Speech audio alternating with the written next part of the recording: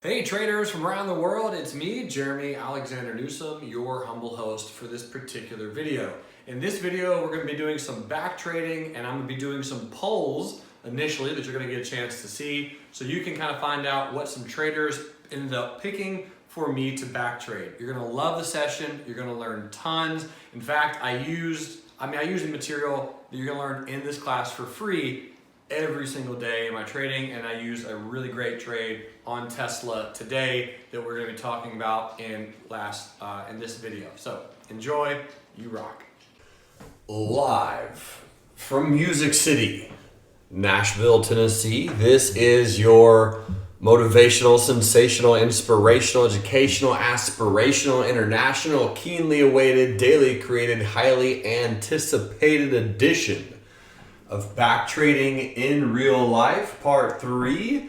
Folks from around the world, legends and legendettes, boys and girls, friends, family, fans, followers.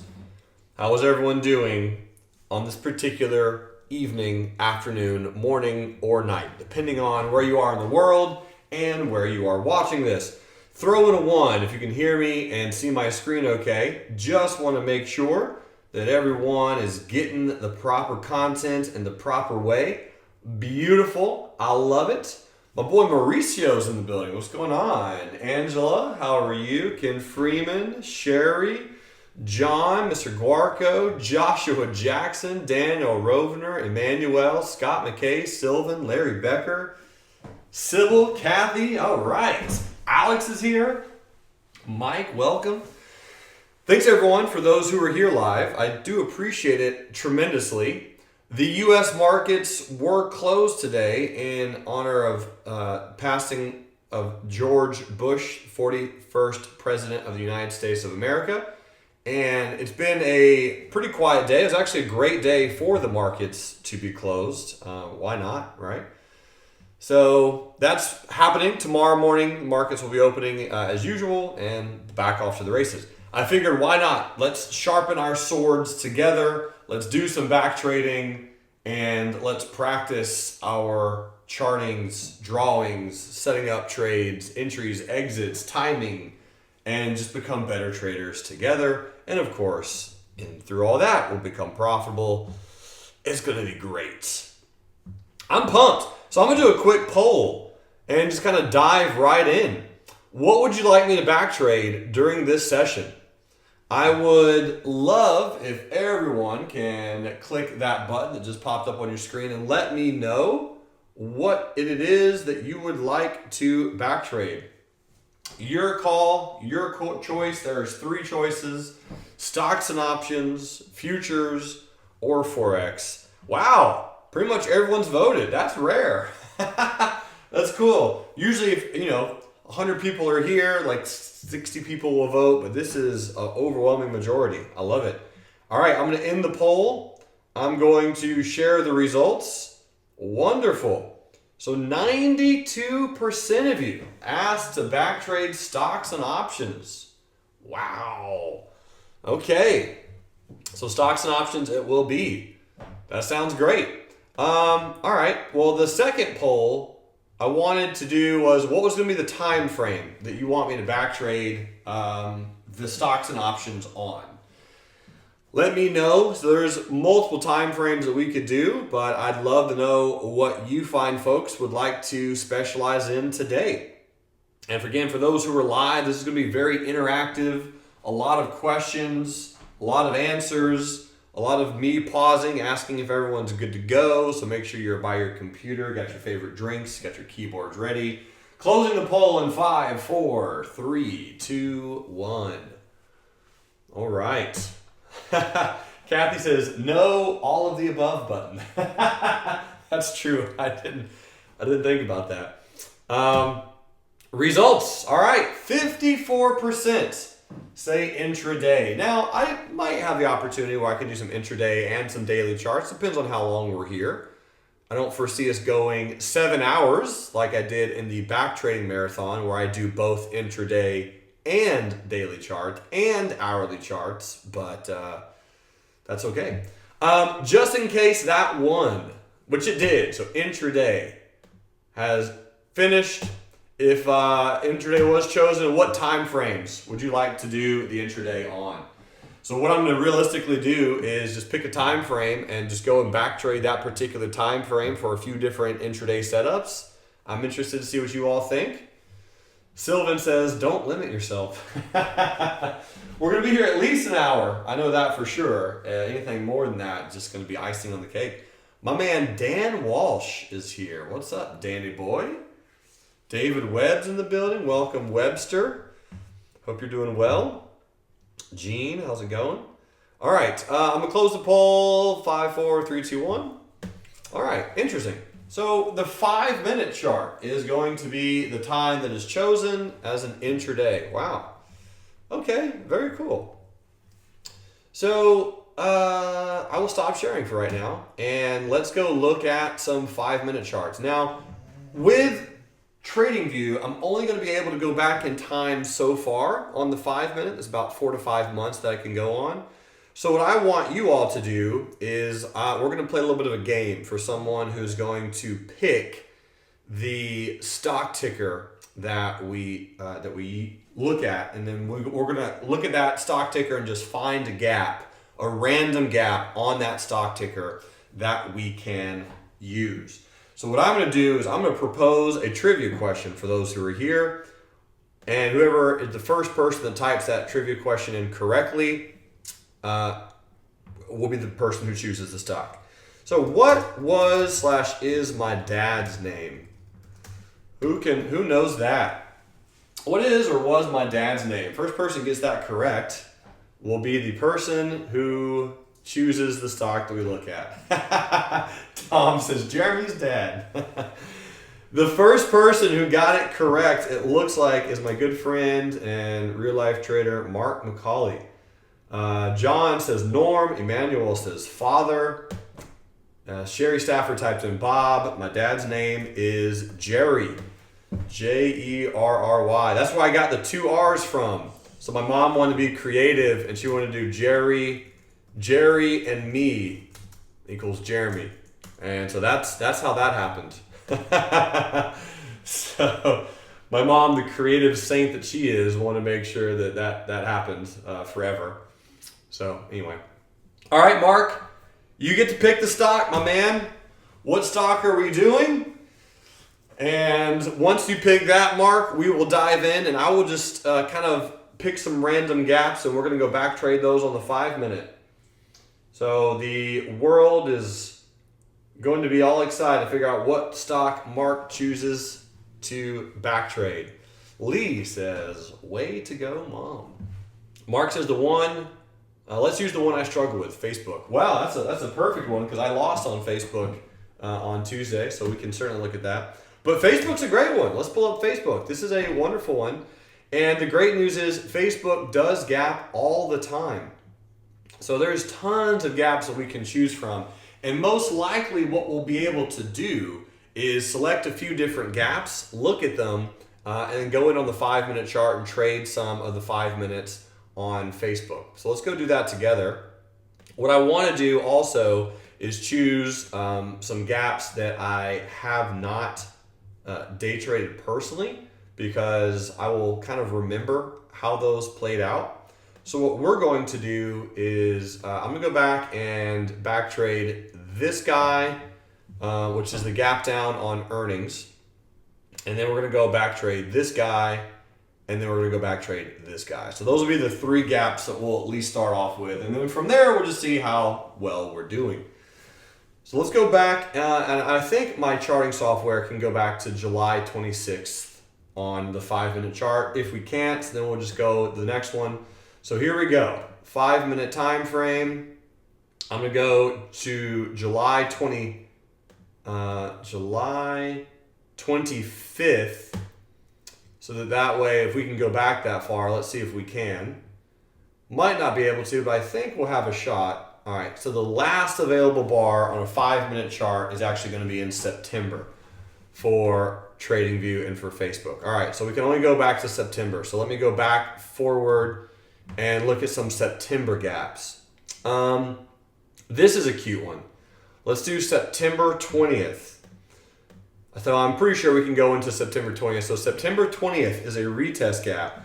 So let's first of all look at just the daily chart so that we can kind of talk about how this gap occurred and really just zoom in and kind of talk about why and what this gap did and the type of gap that it was. So if we look at this type of gap, what type of gap was this?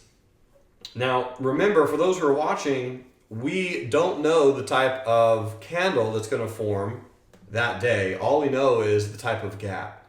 So if this was a bullish candle gapping up, that means that this was a retest gap. Now you would have known that at open that the stock was gapping up. And what I like about this particular gap is the fact that you had a little bit of an upper shadow on the previous day, which means that there were some people that sold towards the close of the day.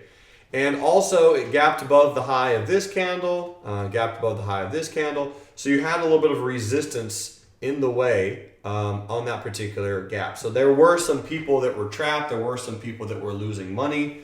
You'll notice the high of this candle on September 12th was 164.49, and we opened at 164.50. So the high of this candle, 164.49. The open was 164.50. So that actually means that everyone, all of these people were actually trapped. Anyone who went short anywhere in that pink circle. So this should have been a pretty good gap, and I'm really interested to see how it played out. I don't remember this particular one, but we shall see. Charles says you can go back farther, back to July, but you have to force it by jumping back to August and then using the candles in the replay bar to manually move back to July. Go back to July, you have to force it by jumping back to August and then using the candles in the replay bar to manually move back to July. I'm not exactly sure what you mean. If you were with me, I'm sure that we could. I would know what you're talking about. I can try it. Jump to the feature on the bar. This is Michael Ward. Jump to the feature on the bar. So if I exit out of this and just go to, is that what you guys are saying? So if I just click on go to, so even though I'm here, I go back to August, do something like this, like that, and then do it. Either way, and we're still going to get some good back trading in, but I don't know if you want me to unmute you, Charles and Michael, so you can tell everyone what you're trying to say. I can also do that as well. But I'm sure you guys will be typing. Let's just go back trade this one really quick, because I know we can get this one on the 5 minutes. September 20th. So what I'm going to do is go into here. I will type in September, and I will do September 19th so that I won't be able to see the previous candles. And here's September 19th. So now I'm just going to go forward until the market is closed, and then we're going to be able to back trade that particular gap. Okay, so we're going forward, we're in the 20th. All right, so this is good enough. We'll kind of get some pre-market data in. So I'm gonna go back to this particular point, looking at the 5 minute chart, and here's the 5 minute time frame. So this is before the market opened, and we're gonna be looking at some pre-market data. So going forward, so this is 7:05, so you have about an hour before market open. We can already see a huge bullish candle that came in before market open. So what I'm going to do based on that is I'm going to go ahead and draw a support level with using this huge wick of this candle. Let me do this. All right, so I'm going to draw this candle, the huge lower shadow that we all can see right there. That's going to be the support that I'm just kind of drawing. So remember, we know that it's a retest gap, and we're probably looking for a dip buying opportunity, or if it breaks out, we're going to look to do the retest. So we still have an hour before market open. And what I like right now is that we're just trading sideways. So if I zoom in a little bit and take the arrow off my bar, there we go. And what I'm going to do is just zoom in again on the 5 minute charts, looking at stocks and options. What we can see, right, this is before market open, is we're noticing lower highs and we're noticing higher lows. So this pattern is really forming and kind of the pressure is beginning to build. So what I'm interested to see is to figure out how we actually break out of this pattern, and if we do that before market open or if we do that after market open. If we do that before market open, then I'll probably look to, again, get in on some type of retest, and if it does that, it doesn't break out until market open, then we'll just potentially look to take a breakout, depending on how many bearish candles there are. So that's really the key. So we have 30 minutes to go until market open. Perfect sideways candle, another perfect sideways candle. Ooh, a really nice gap down. That's beautiful. Wonderful. So we're starting to retrace. This is 10 minutes before market open. So remember, on a retest gap, what I'm thinking in my head automatically is this candle right here, this gnarly bullish candle, probably will get some retracements. We'll get some fills. Right, we'll pull back through this candle a little bit. So what I'm going to do is I've drawn one support level. What I'm now going to do is draw another level that I think is kind of important. And this is the previous resistance from the day before. So you'll notice again on a 5-minute time frame, this is the previous resistance. And all I did was just draw that support right there. That was it. And I can see that that line actually did act as a little bit of a support and resistance on some other candles going forward. So if Facebook pulls back to that particular price, I think that would be a really nice spot to buy. And again, it is a retest gap, so I'll be looking for a pullback into this particular area. And if that does not happen, what I'm looking for is this pennant pattern that's forming on Facebook to potentially break out. We only have 10 more minutes left until market open. So if we do this, and then if we do this, there we go. So there's the pennant pattern. We have 10 more minutes before market open. Bang. There's the breakout. 5 minutes before market open. Tough roses. Difficult indeed. So what do we do about this situation? Because this is going to happen a lot in trading, where you're going to get some type of really wild move, something kind of crazy that you're thinking about, man, how in the world am I going to get in now? Right? You already feel the sense that you're missing out. You're already upset and kind of worried and frustrated because it's already popped. So what we have to do is, again, most traders are not getting in before the market open, mostly because the spreads are awful, liquidity is kind of terrible, and you don't really know where you're going to get filled out. You don't really know what the market's going to do at open. It could just gap and then trade down lower or whatever. So we can see 5 minutes before market open, this is the breakout candle. So what I would do personally in a situation like this is I would set up an entry like this, since it is a retest gap, to see if I can get filled on a pullback. And with this candle, I would actually be okay doing it and setting this up before the market opens. And what I'm looking at is realistically a really, really nice bullish candle. So my thought and my process in my mind is, if the low of this candle gets taken out, which, what do you all think? Can the low of this candle get taken out? Is that even possible? Yeah, the answer is absolutely. Sure it could. So if that happens, are some people going to be trapped? Yes or no? And the answer is absolutely. Right? Of course, some people are going to be trapped because people are buying pre-market. Even though it might not be you and I, there are some people who are buying that. So if that candle gets taken out, I actually love looking at the candles right before market open. Just like the day before, when I mentioned in my gaps, the prior day candle is often the most important. Very frequently, the candle that occurs right before market open can also be very important because it gives you tons of sentiment. It gives you a lot of information about what people are thinking and how they're feeling. So in this particular situation, I would actually go ahead and set it up hoping to get filled on some type of pullback. Now, if it doesn't fill, that's absolutely fine. Why did I choose 164.27? That answer after we come back from this series of commercials. On Facebook, what you're noticing is I'm really just kind of picking the highs of this resistance. There's no exact science. I mean, if you wanted to use the exact high, it would be 164.30, right? So 164.30 is the exact high of these candles. 164.30, 164.30, 164.30. Is that right? Is that wrong? Neither. It just is.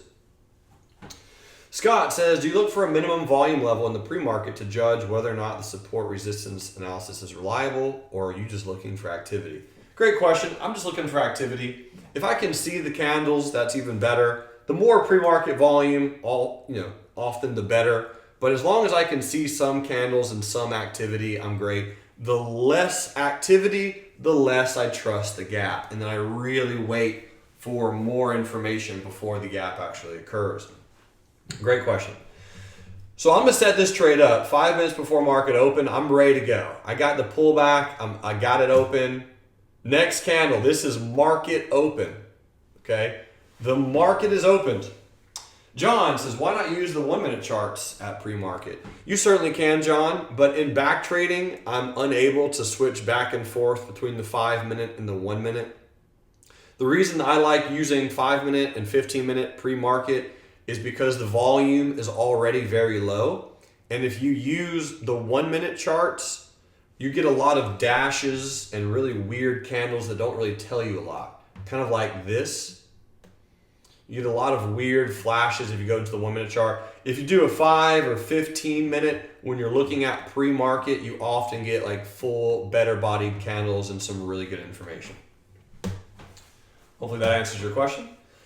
Joshua says, what about a rogue dash mark way, way high but with other activity? So Josh is saying, what if something like this is just hanging out up here, just a random dash? If that occurs, I'll actually use that, believe it or not, as a support or resistance, because I'm assuming that someone bid or put in an ask or something and they got filled up there.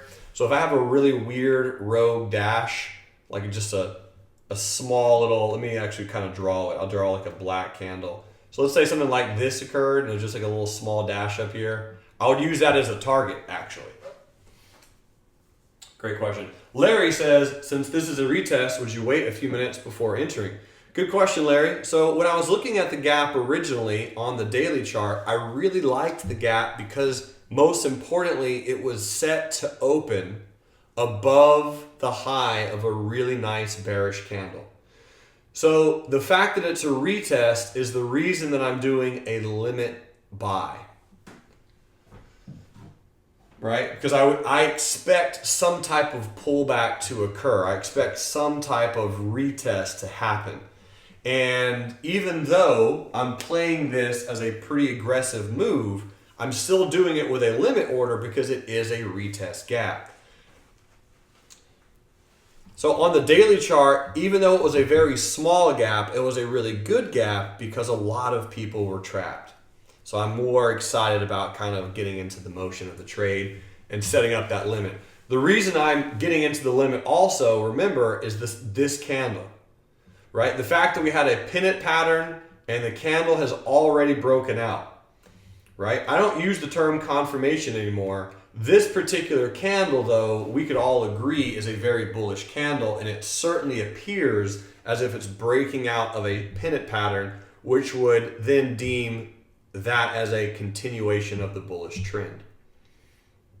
I hope that answers your question, Larry. That's a wonderful question. And again, I'm here to help educate and do the best I can to explain what my mind sees when I'm looking at charts. So if anyone has any questions, let me know.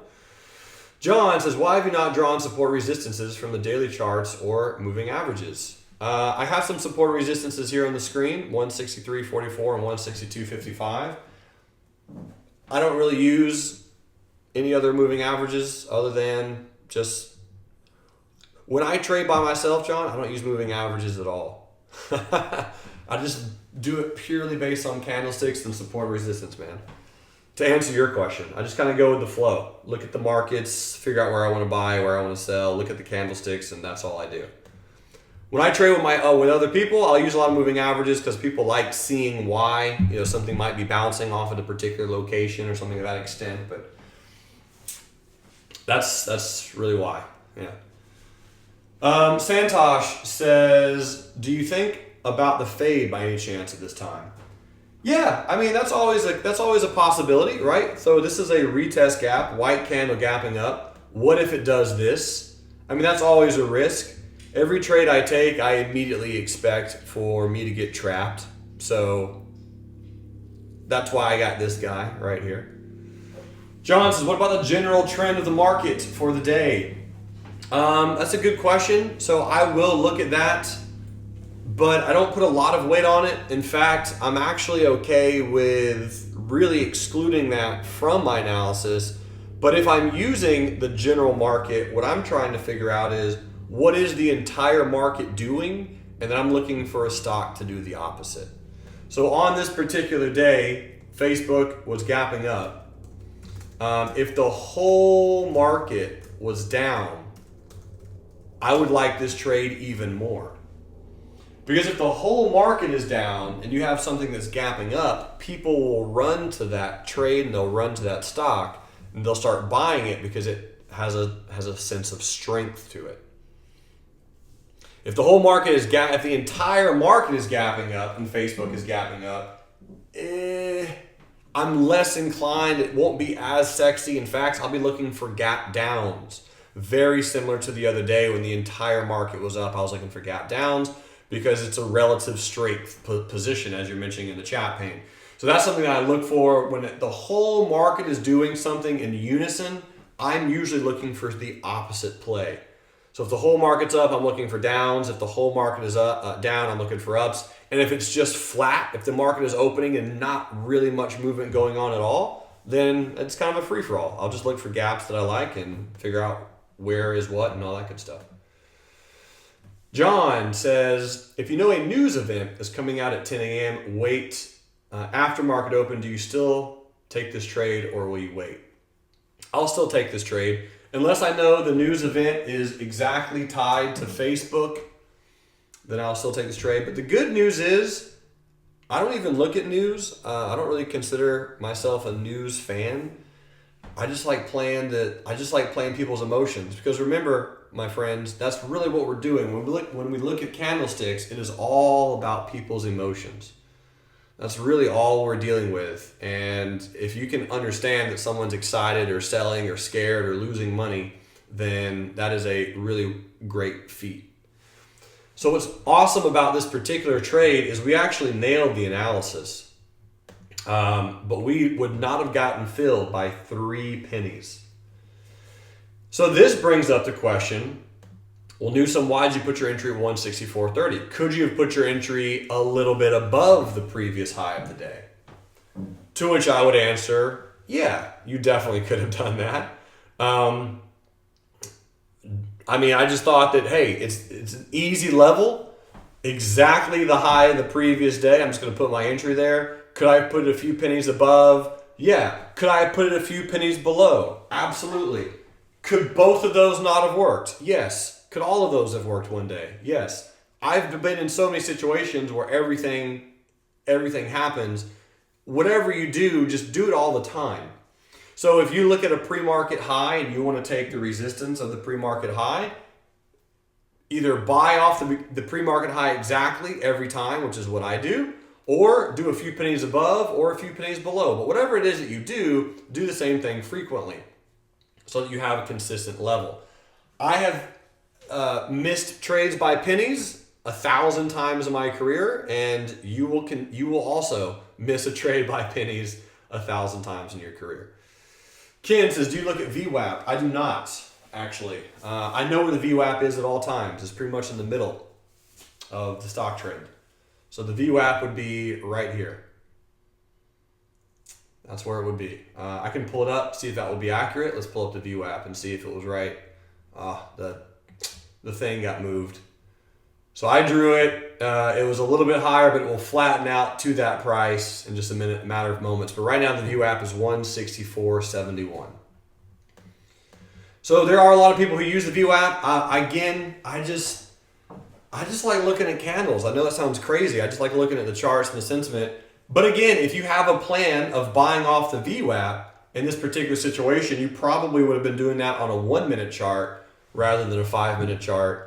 But that's entirely up to you, entirely your protocol, whatever it is that you guys want to use. This particular approach will just help you get really good at the sentiment, what people are thinking and why. What's also really cool about this trade is if it would have triggered, which it did not, by 3 pennies, it would have also, I'm assuming when it opened, it actually flashed down and then flashed all the way up. This would have been a 2R trade or a 2% gain in about 4 to 5 minutes if this would have triggered. So let me make sure that you're all very clear on how many shares that this would have been purchased. So if you're doing a $500 R, how many shares is that? $500 risk, how many shares is that on Facebook? So the entry is 164.30. The stop is 163.89. That gives a 41-cent stop value. Stop value. And that would be simple math, 500 divided by 41 cents. And that will give you the amount of shares that you would take in this trade, which is 12.19. Yep, so I think a lot of you have kind of mastered that approach, and that still is one of the most revolutionary things that real-life trading teaches is the risk R and risk mitigation concept. So wonderful. Okay, so we didn't get filled. So now what? Now what would we do? It's a great question. Because one of my strategies, if you will, is if a trade retests, but I do not get filled, then I cancel and plan again. John, that's a great question. John said, well, he didn't ask a question. He says that would be 10 option contracts. Yeah, so since I did mention stocks and options, I'd actually probably play 12 option contracts if it was 1,219 shares, and I would do the 164 weekly call. So if I was setting this up, I'd have to look at an option pricing chart to determine what the price was at 164.30, but that is the strike price, which is at the money. That's the strike price that I would have set up on this particular trade, just me personally. Wonderful foresight. I'll be happy to talk a little bit more about that. So this is the retest, ladies and gentlemen. This is the low, meaning if Facebook breaks the low of this candle, then it probably is going to go lower. So I'm looking at it with a sense of if it's already retest, that's it, right? That's the low, that's the level, that is the amount. Lee says, if we have a small account, broker may not let us borrow that much. Am I correct? If 1,219 shares would certainly cost a lot on this trade. That would be $200,000. So in order to do this trade, you would need at least $50,000 with 1 to 4 margin. So you need $50,000 in cash in order to take that particular trade. Yeah, so if that's the case, I mean, that is I know day trading with, just in general, it's going to take money to make money, one of those situations. If you don't have a $500 R, then you probably have a smaller account anyway, which is totally okay, right? So if you have a $200 risk unit, then the amount of shares will be different. If you have a $100 risk unit, $50 risk unit, whatever the case is. But yeah, you're absolutely right. I mean, if you don't have the buying power, then you either skip this trade. You could lower your risk to take the trade if you really, really liked it. But it does require to have that capital in play. And I do love the 1 to 4 margin that most brokers will give you with your day trade. You could also take the stop, as my good buddy the Sergeant mentions, and lower it. So if you took the stop instead of at 163.89 and made it, took it all the way down here made it 163.30. Now your risk is $1, and if your risk's $1, then that's going to decrease the amount of shares that you would have to buy. John says, when do you decide to use stocks versus options? Based on what? It's a great question, John. For most people, it's just purely based on account size. If you have the margin and money and capabilities to day trade shares, I would always recommend that, as it is easier, faster, more efficient, more effective, and just overall more simple. If I trade options, it is because either A, I can't afford the purchase, which certainly happens if the stop is tight, right? Or if the buying power is just simply too much for shares, which is certainly happened in some situations, then that's when I would use options. If you have less than $25,000, you might use options. Here's another one: is if you already own the stock, long term or short term, and you don't or can't take a second position, then use options. So for example, if you are long Facebook and you want to make money as Facebook's going down, you could use put options, but you're not really able to short the shares in the exact same account that you're long the shares, unless of course you have different accounts within the same broker, or just different accounts in general, right? So you can't be long Facebook in account A and then short shares in account A of Facebook. It doesn't really work that way, at least in my experience. I mean, maybe there's something new out there, but those would probably be the situations where I would use options. And they're hard. I mean, day trading options is an entirely different animal. It's a huge beast. It's most people do it because just simply the amount of money that they have is less than the day trade allows. So, yeah. So anyway, I hope that answers your question.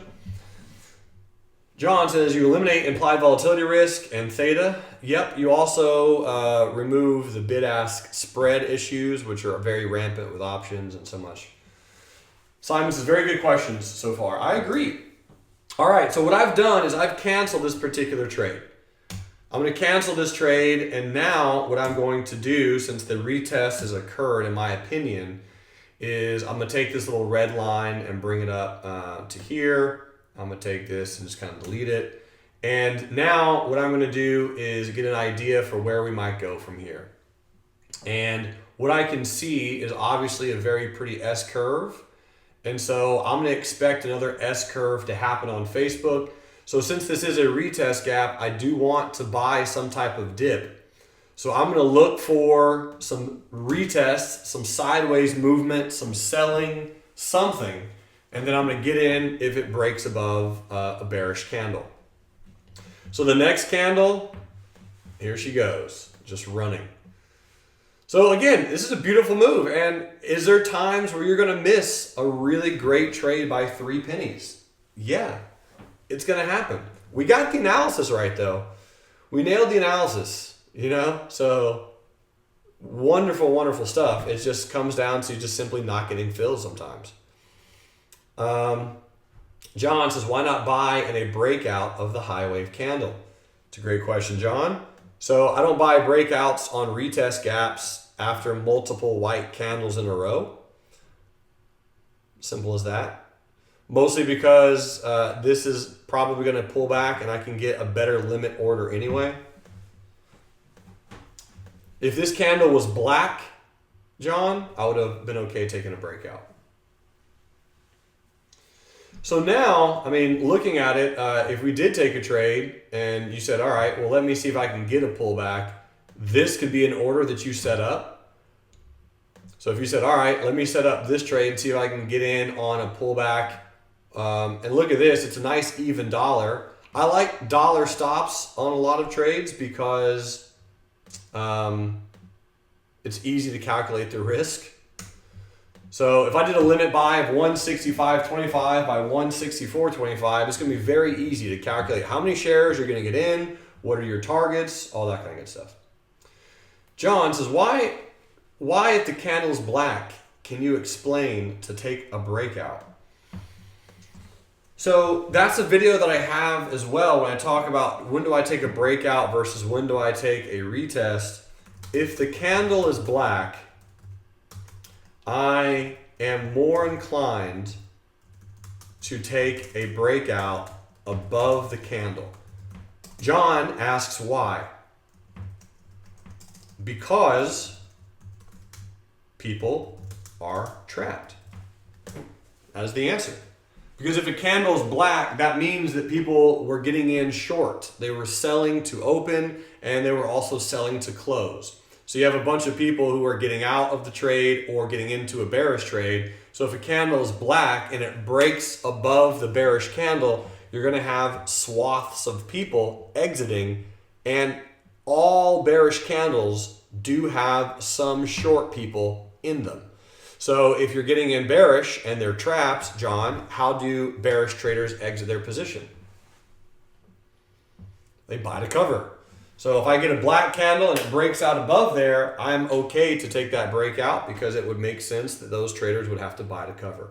And if it's a white candle, then it's a little bit more buying heavy.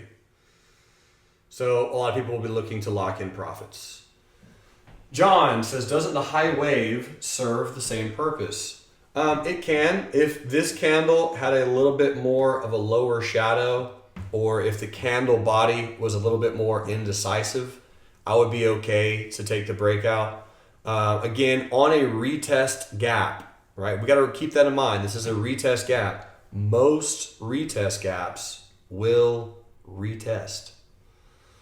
There will be pullbacks. So I don't really mind missing a breakout because very frequently you'll get a pullback on a retest gap.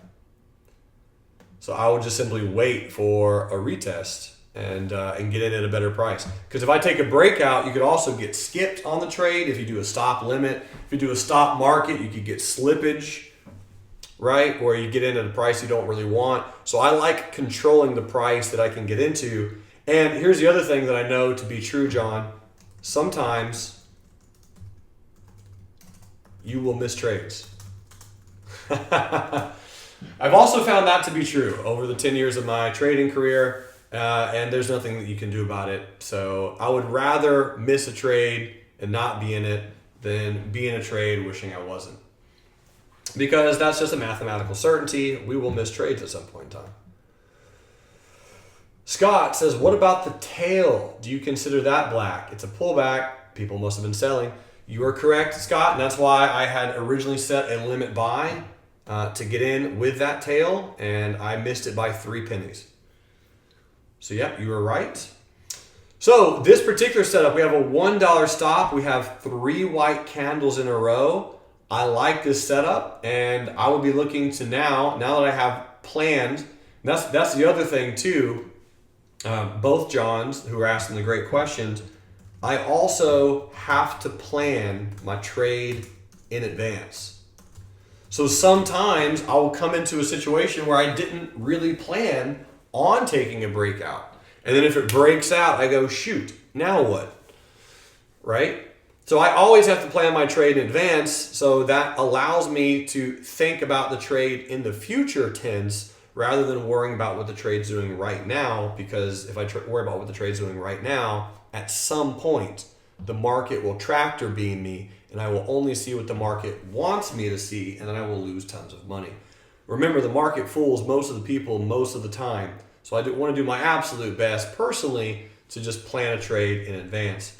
So what I want to do is now see if I can get filled on a pullback off the high of this candle, which would have been the breakout price, and just do so on a pullback. So next candle, we are filled. So all all is well, right? I planned the trade in advance. I didn't get worried, scared, or upset. Even though I didn't take the breakout, I took a pullback. Crazy, but it did in fact retest, and I like the lower shadow. I like the retrace in volume. Do I have any questions at this particular point in time? So we got retested. We had 3 white candles in a row. The pullback has occurred. Again, I'm doing this on a 5-minute chart on a smaller time frame. I might have been able to notice some type of S-curve in here, a retest. I might have even been able to have my entry even a little bit lower, but that's okay. I mean, we'll see. Sherry says, do you use average true range to take your profit? I do not personally use average true range to take my profit, although I do like average true range a lot. I think it has and serves many useful purposes. Great question. So now what I see is this nice lower shadow. So on every trade that I place, I automatically go in my brain and go, all right, now I need to protect my capital. So I already plan on losing every single trade that I take. I approach it from a loss standpoint, not from a win standpoint. That is very important to understand. Most people only focus on the profits and how much money you're going to make. You need to focus on your risk.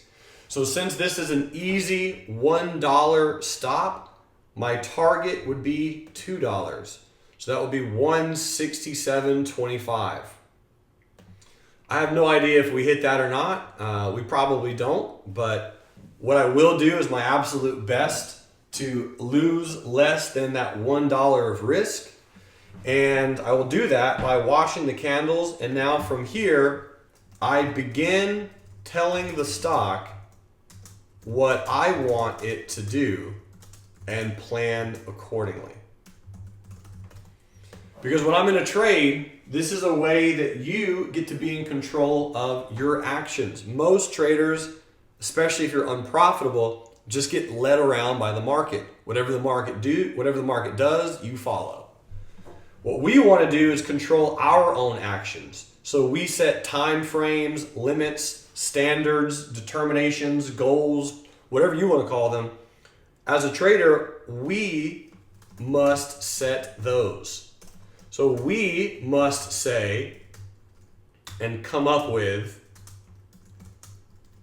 what we will be doing in any given situation. So the market's either going to go up, down, or sideways, right? So on all 3 situations, we want to know what we're going to do.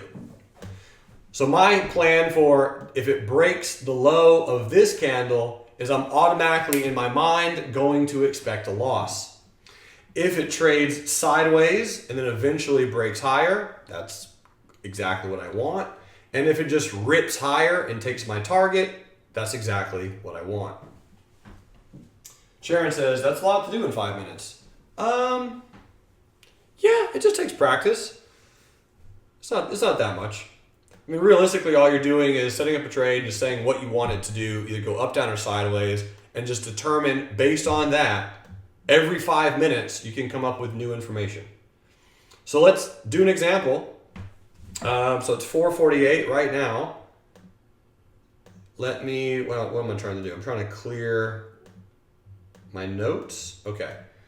So the next 5-minute candle, a little bit of a lower shadow. Now, it did break the low of this candle, right? So I'm not in love with that. I'm kind of like, well, it's kind of lame. I do like the fact that volume declined. That's good. And this is what most likely would be a hopefully an S-curve, and again, hopefully a bounce, because that's what most retest gaps do. They retest, which is what this is right now. Wow, so many questions coming in. Daniel says, if you set your target, but you can adjust it to come a half-hour sale based on volume. Yes, you can move your target at any point in time if you're in a trade, if you really want to. I do my best to try to get to 2 Rs on every single trade. And if I don't hit a 2R target, that is where I, in a certain period of time, if I don't hit my target in a certain period of time, then yes, I will look to exit for less if possible. Emmanuel says, would you not set your target on a resistance line? If you find one, if you see one, sure. Right now, as I'm looking to the left on my chart, there's no real resistance. And I have to go pretty far back and I can see, oh, that's weird. Check that out.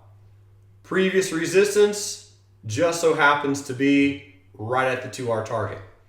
So if you were looking at that resistance and you said, okay, well, there's definitely a resistance line up there, and you find that and see that and say, okay, this is where I'm going to exit, you can do that. That's never a horrible thing by any mention, but yeah, it often comes to being pretty accurate.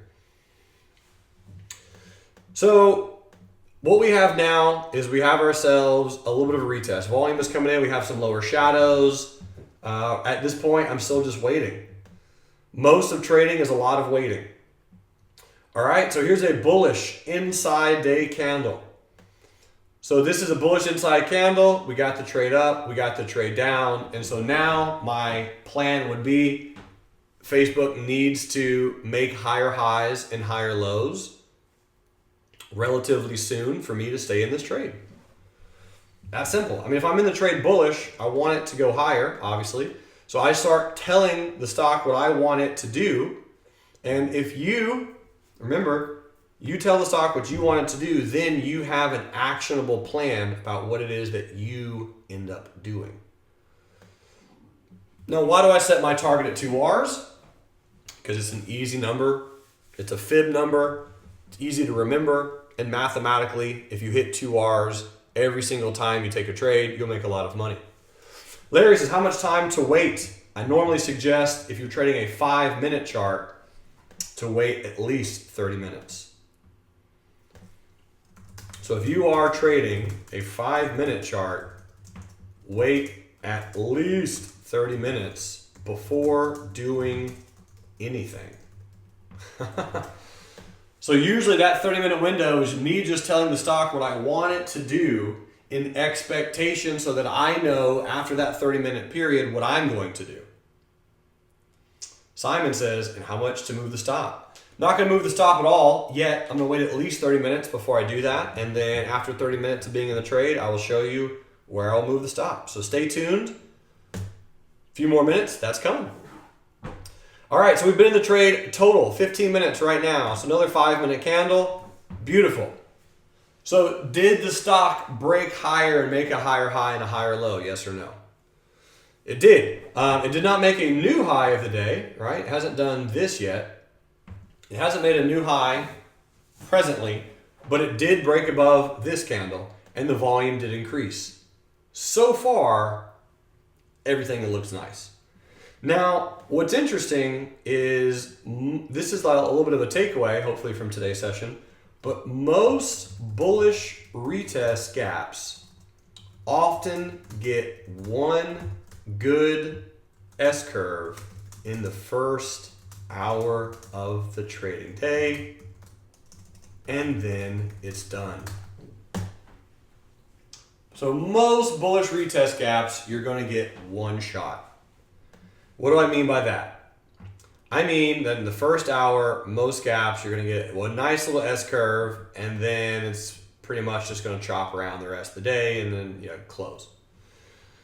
So in a bullish retest gap, this is realistically it. You're going to get that one nice little thrust higher. So I know my target is all the way up here. I get that. So that's why I'm going to start. I've only been in the trade 20 minutes. So I'm going to start after that 20-minute window. After the 10 more minutes, I'm going to start saying, okay, I need you to do this, this, and this. But I realistically do expect a strong chance that we only have one S-curve, a nice thrust higher, and then that's it. So we'll see. Sometimes you get better movement, sometimes you don't. Let's wait 5 more minutes. 5 more minutes in, we make a new high. A lot of volume came in, and then I wait another 5 more minutes. So what I expect at this point is this right here is all of the people who hopped on to take a breakout. Would you all agree? Yeah, these are the newbies. These are the people who aren't buying the pullbacks, but they're waiting for a stock to make a new high before they get in. That's me 6, 7 years ago. Waiting for the new high to get in. And here's why. Let me talk about why that happens. Most people are taught to take breakouts. Why? Because it's easy and obvious. Buying right here on a pullback, there was no real information as to why we would buy there. You could use moving averages, you could use fibs, you could use a VWAP, you could use all kinds of things, but do you know that it's going to bounce? And the answer is no. And believe it or not, that scares people so much. Getting into a trade without knowing if it's going to work terrifies most traders. But unfortunately, you never know if a trade's going to work, so you have to take a trade regardless. So in this particular situation, a lot of people are taking the breakout of this candle when there was no real information to buy the dip, obviously other than candlesticks and just chart patterns and things of that nature. But even that buying that dip, we didn't know it was going to work. So here's a fun tip to remember for the rest of your life. You never know if a trade is going to work before you take it. And the more confident you are, the more emotionally attached you will be to the trade, and the less likely to win. Feel free to write that down if you want. Angela says, I have found that it's more likely to work if you buy on a pullback. That is absolutely correct.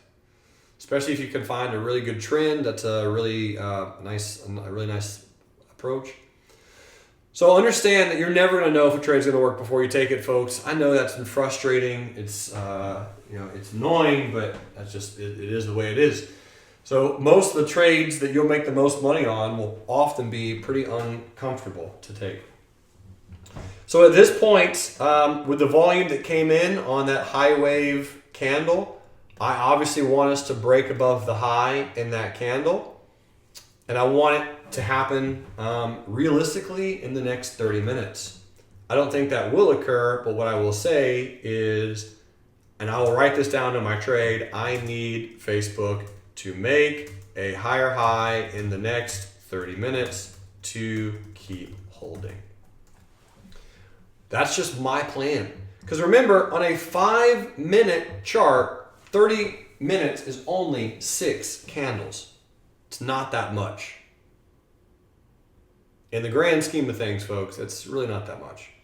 So if this helps, I do a lot of my trading in 30-minute increments on the 5-minute charts. I just tell the stock what I want it to do in 30-minute increments. So here's the next candle. Did it make a new high? Yes or no? Yes, it did. Am I making this look too easy? Yes, I am. So it did make a new high. In fact, it closed above the high. The volume came in. It's a beautiful trade. So far, it looks great. So Simon asked earlier, what do I do with my stop? I don't know. You guys tell me. What do I do with my stop? I mean, I'm going to move it. Where do I move it to? So here's one of my stop rules. I always ask, where is it super obvious to place a stop? And I place it somewhere other than there. That's the best answer I got. Pat says, do you go down to the 2 or 1 minute charts for more definition or clarity on the movements? No, I do not. I do not.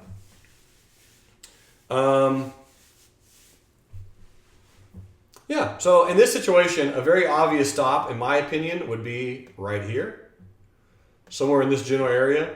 Another really obvious place for a stop would probably be right there, somewhere in this general area.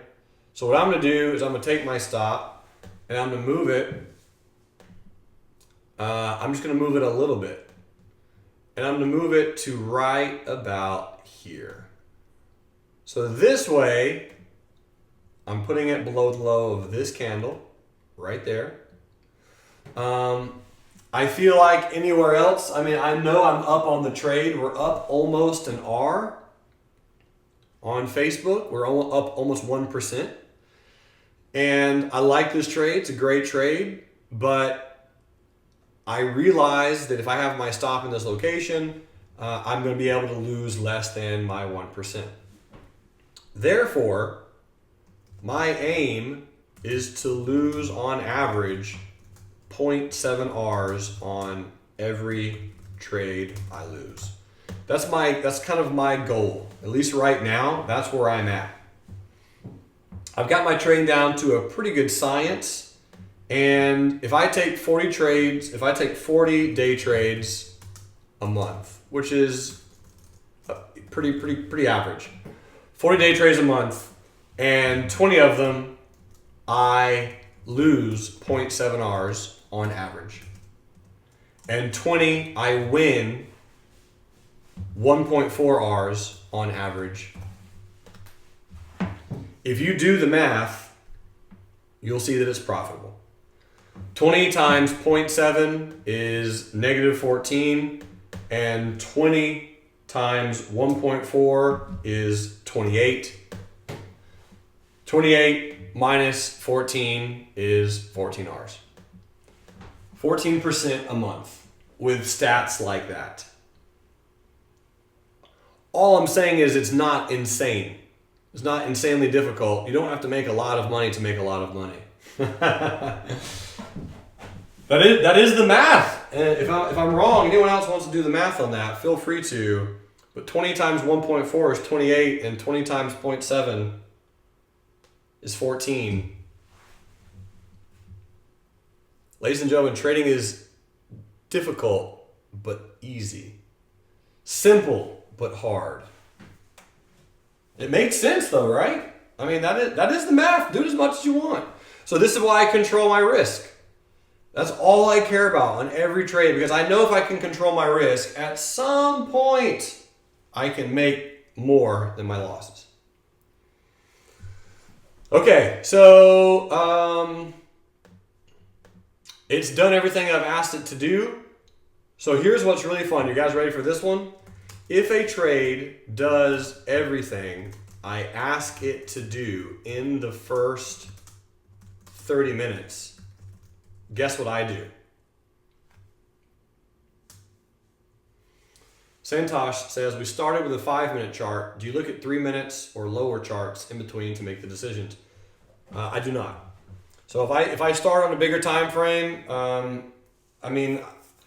I use that bigger time frame to help me with most of my decisions. I don't really go under that time frame, so I won't look at a 3-minute or 2-minute or 1 minute to say, hey, I need to exit, or I need to do this, or I need to do that. I'll just kind of stick on that time frame, and I go to bigger time frames to help me figure out if I should stay in the trade or not.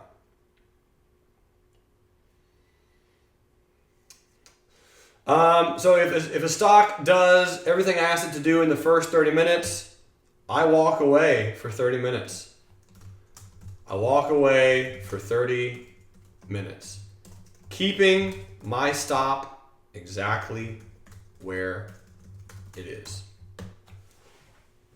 So John says, do I use a trailing stop? Manually. I manually trail all my stops. So that's what I do. A lot of you always ask, how can I get everything done? How do I get all the things done I get done every single day? Time management. You can do a lot in 30 minutes. You can read 2 chapters of a book, sometimes 3, depending on how fast you read. You can get a full workout in 30 minutes. You can clean the dishes. You can make some food. You can cook breakfast. You can reply to about 30 emails. All kinds of things you can do. John says, is your target hard or soft? Hard. My stop is hard. Simon says, use a bracket, right? Correct. So this would be an OCO order, which stands for order cancels other. So if I walk away and my target gets hit, then this stop gets canceled. And if I walk away and my stop gets hit, then my target gets canceled. John says you only trade the morning session only and get out before 11 o'clock reversal. Nope, I do not. Because you know what's funny, John, about the 11 o'clock reversal thing. Do you know how many time frames that I've heard are reversal time frames? This is a true story. I have written them down at one particular point in time. I've heard that almost at one point or another from one instructor or another, I've heard that every time frame is a reversal time frame. Seriously. I've written them all down at one point. I was like, man, this is a lot of reversal time frames. I've heard of 10:30. I've heard of 11.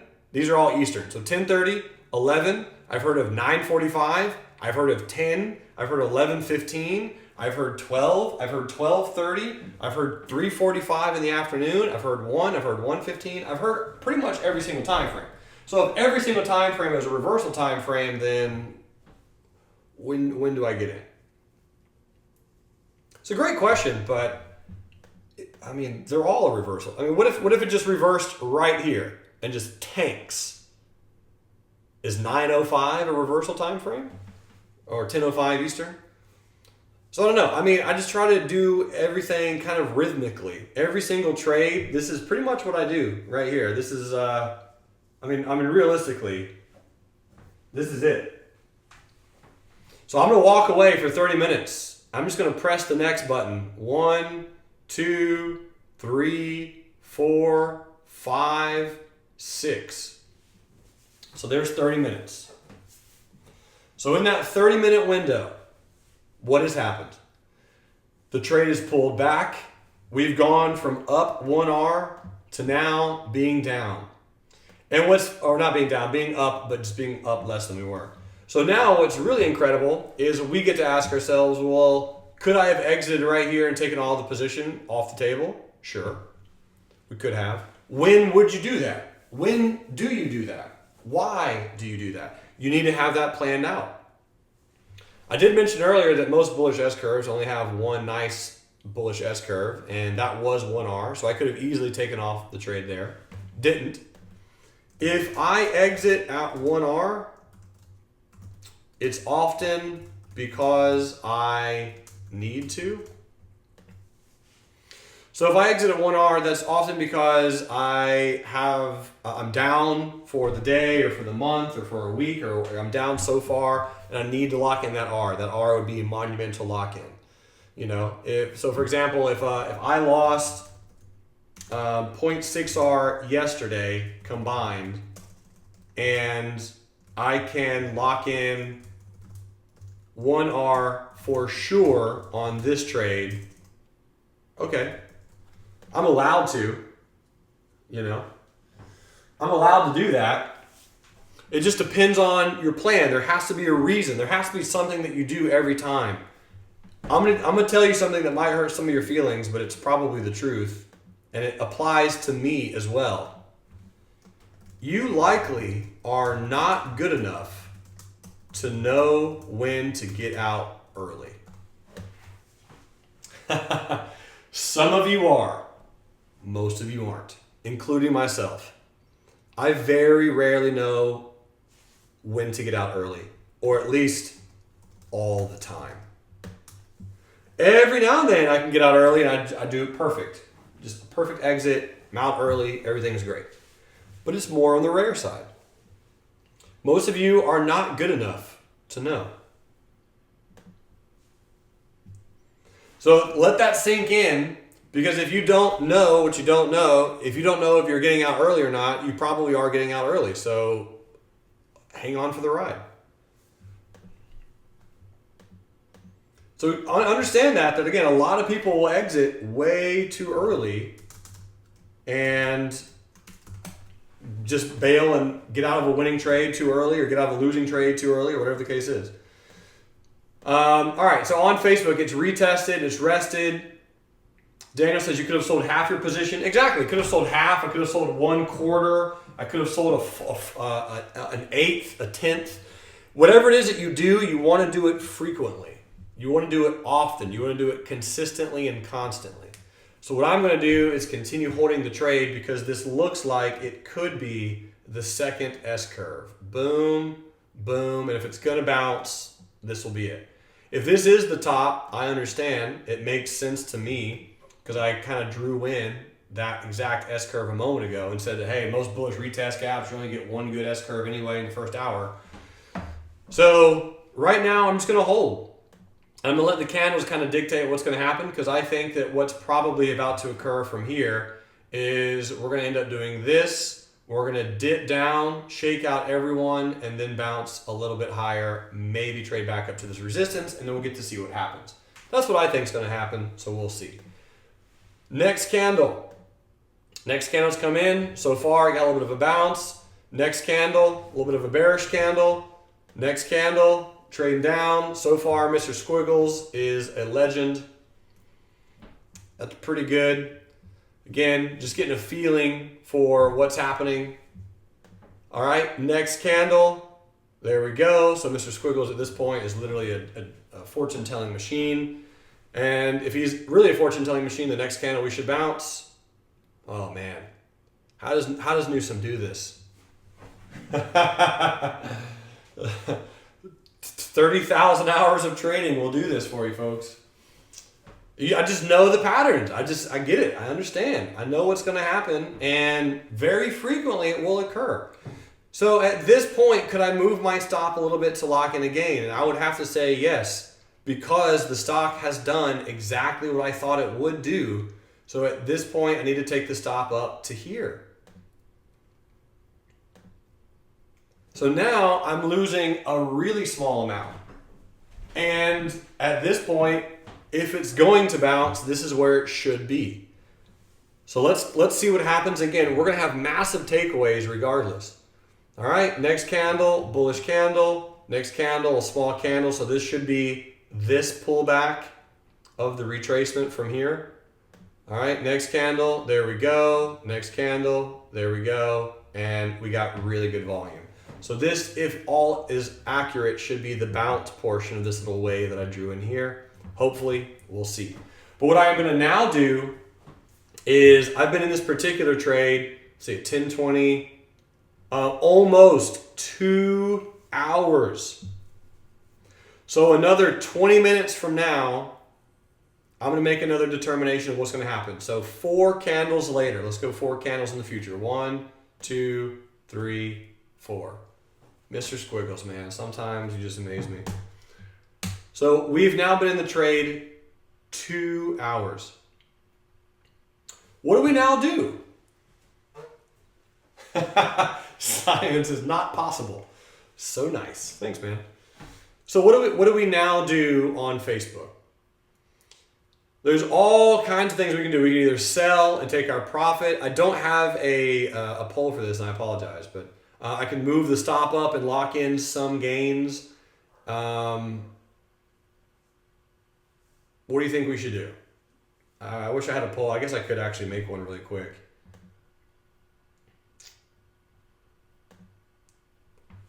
Move the stop up to lock in gains. Is the last candle an inside candle? It's very, very close. Sybil says move the stop up. Rick says, Angel says I would lock in an R.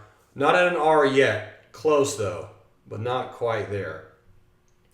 So how about we do this? What if I sell a quarter of the position and move the stop?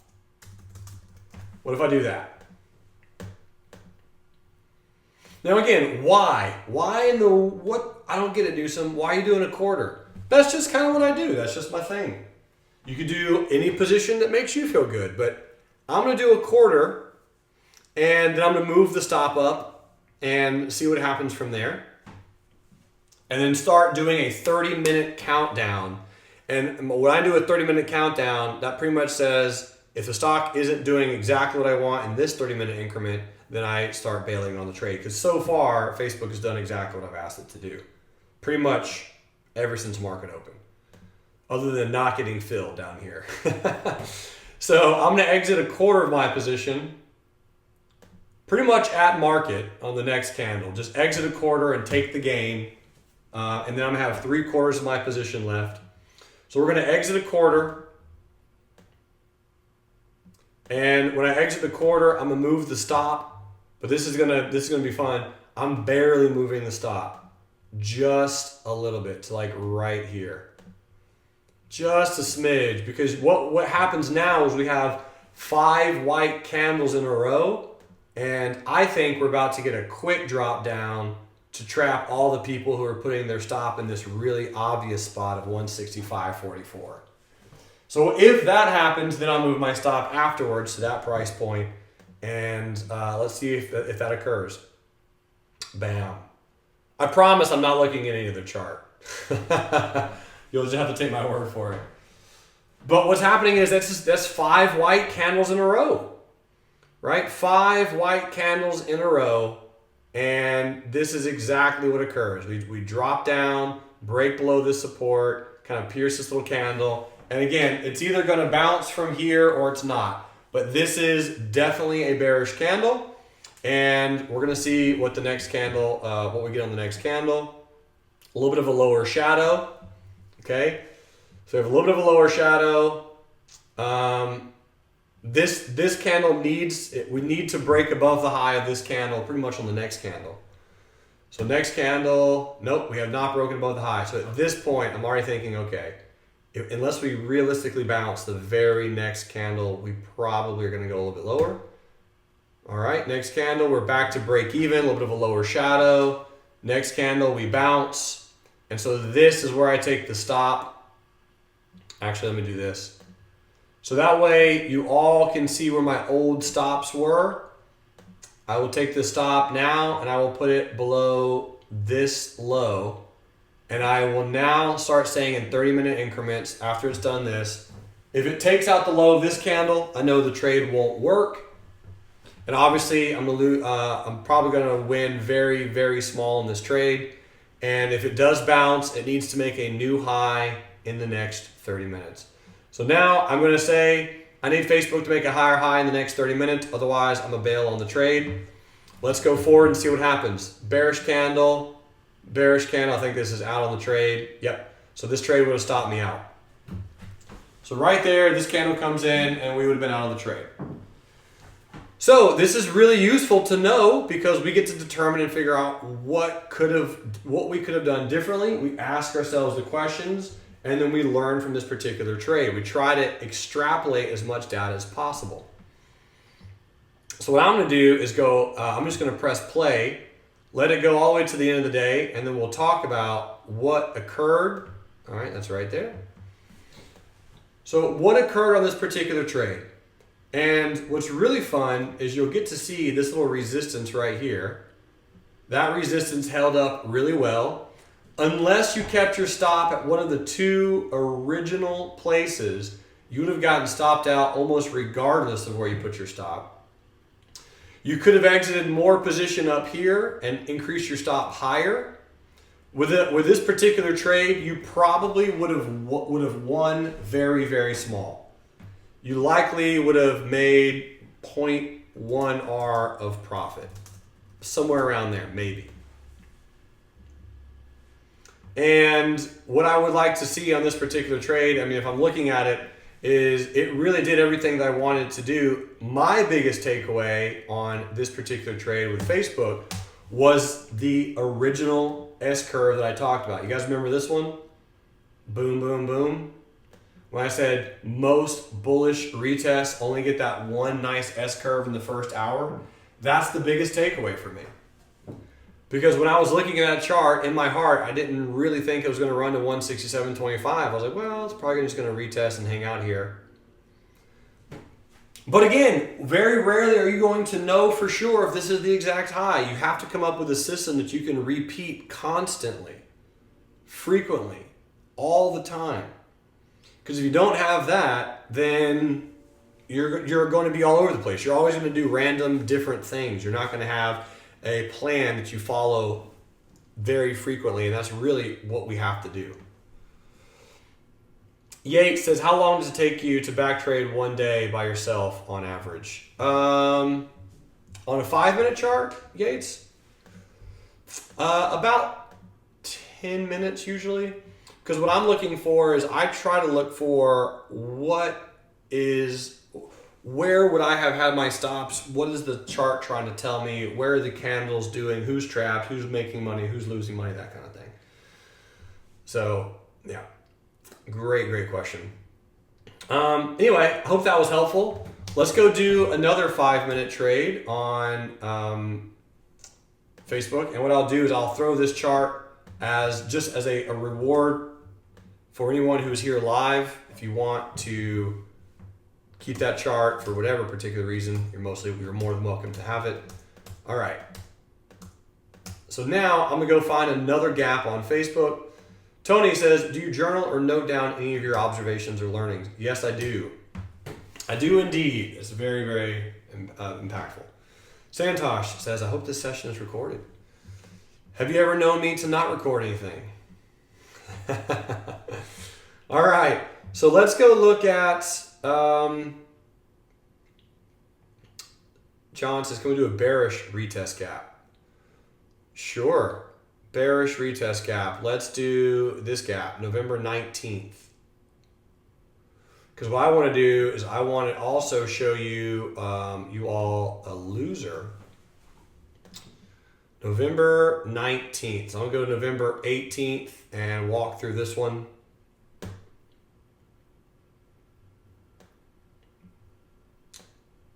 Okay. Didn't go back as far as I wanted. John says, tomorrow may be a bearish retest gap on the market indices. I hope so, man. I'm pumped. All right, so let's go forward a little bit until market open. All right, so this is almost there. Go a little bit farther. Okay, so this is 8:15. This is a bearish retest gap. And what I'm looking at on Facebook is we have a daily support right here. So this is just the support from yesterday. And what I also see is that we've already rolled over a little bit pre-market. We already have one bearish S-curve up here. So what I'm going to need it to do is hang out at this support, break through, and then retest because it's a bearish retest gap. So let's go forward a little bit and see what happens. So it's a bearish candle. This is right before market open. So this is 8:25, right? So we're breaking through the support right now. Now, the challenge with this is if I do this setup, so I set up an entry right here. So if I did a bearish limit sell, which means I'm trying to get in on a pullback, I would just simply use the support that I just drew. The big question is, where would you place the stop? And on pre-market trades like this, if I'm ever getting into something before the market opens or right as the market's open, I try to have a pretty conservative stop because I imagine that crazy stuff is going to happen. So, for example, I probably would not put the stop right here in red. If I was going to put it anywhere, I'd put it right above here. Now, that would create a huge risk-reward issue. I realize that. Okay, so if the stop is way up here, what you'd have to ask yourself is, is this stock realistically going to move $4? Because this is almost a $2 stop. So I realize that. That's a huge stop. What you can always do is you could do an add and reduce later, right? Where you add the trade and reduce your risk. But of course, if you do take this trade, what's the chances that it does this, trades down, and even if you have to exit, if you exit right there, that could be 0.7 Rs of a gain, right? So the more conservative you are as a trader, the less you will lose. And the less you lose, the more you'll be able to learn over time. Don't go the route that I did, which you lose all of your money and then the world just crumbles at your feet and you hit rock bottom and you have to learn the hard way.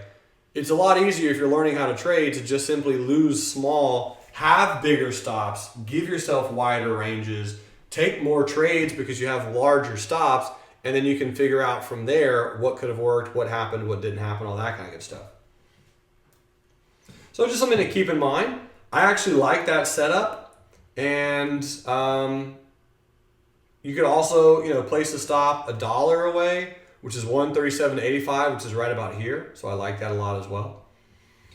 So either one, $1. This is about $1.40 and some change. So it's not that large. I mean, Facebook can move on average.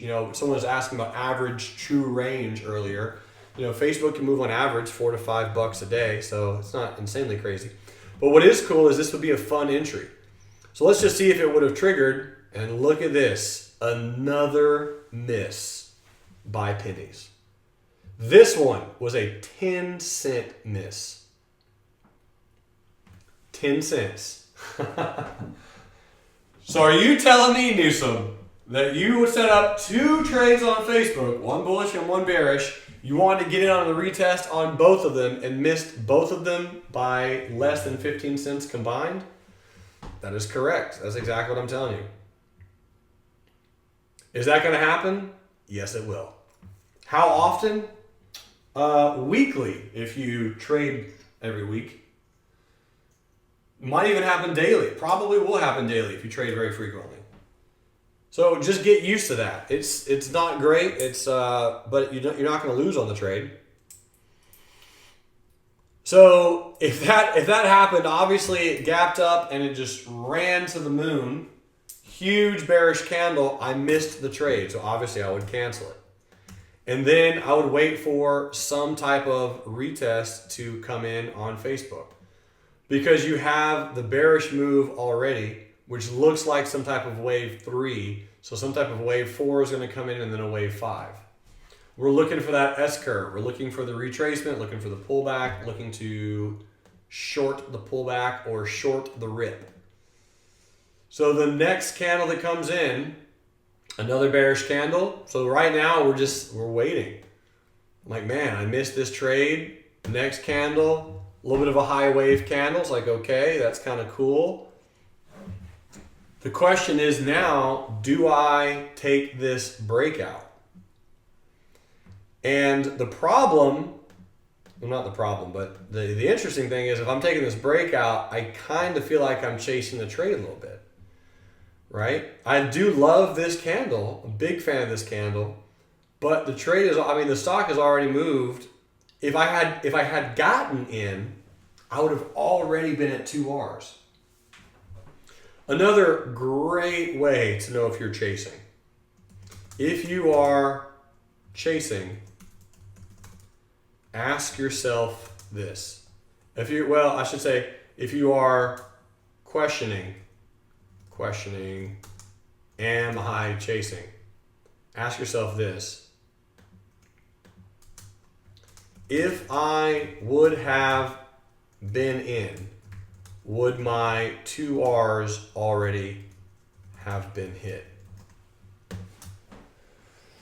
So if we got triggered into this trade, I think our 2 Rs would have been hit. Which means since we're not the only person in the world doing that particular strategy and doing that particular setup, there's other people who are in. Look how close that is to 2 Rs. I mean, that is pennies away. Literally pennies. Because keep in mind, there are other people out there in the world who have learned how to trade from me. Or other people as well. And we're not the only ones who trade with, risk-reward ratios and targets and things like that. So if you're looking at this trade and you're like, man, should I take this breakout? Is it already at 2 Rs? From what you would have been in on if you set up a trade, and even if you didn't set up a trade, can you go back and look at how you would have taken it? And if you would have taken it based on a certain XYZ parameter, if it is at 2 Rs, would you still take it? It's a really good way to know if you're chasing a particular trade. All right, so I would not take the breakout of that candle unless we continue to trade sideways. So there's the breakout of the candle right there. There it is. Close below that support and everything. Man, that looked bearish. John says, sorry, I'm confused. Did you say that if you get a black candle at open, it's considered a breakout and go and not wait for the retest? On a bearish candle gapping down, no. I don't think I said that in this particular recording, But since this candle was black, we closed below a support and it was a retest gap, right? Black candle gapping down, bearish candle gapping down. I want it to retest. If it's a white candle gapping down, then a lot more people are trapped and I'm okay to take a more aggressive trade like this by this.